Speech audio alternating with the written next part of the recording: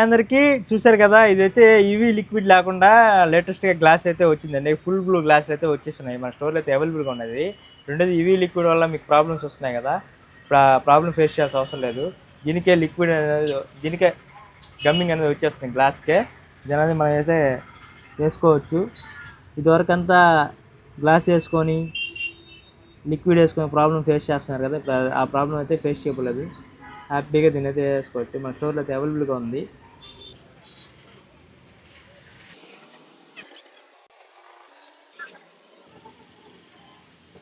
So final అయితే దీనికే glue అనేది దీనికైతే వచ్చేసి చూసారు కదా, నేను ప్రెస్ చేస్తున్నాను.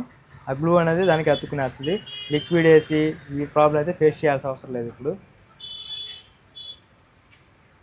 మన స్టోర్లో అయితే అవైలబుల్గా ఉన్నాయి గ్లాసెస్.